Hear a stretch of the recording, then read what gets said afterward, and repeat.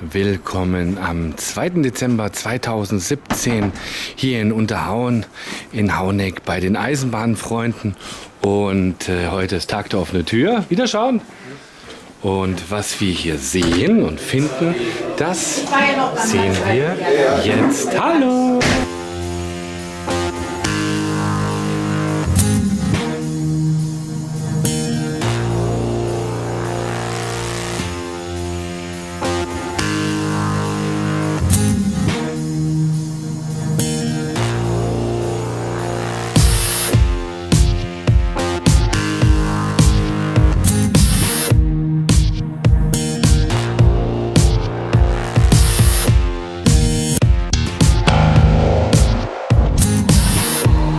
Wie gut, dass ihr einen Überblick habt hier.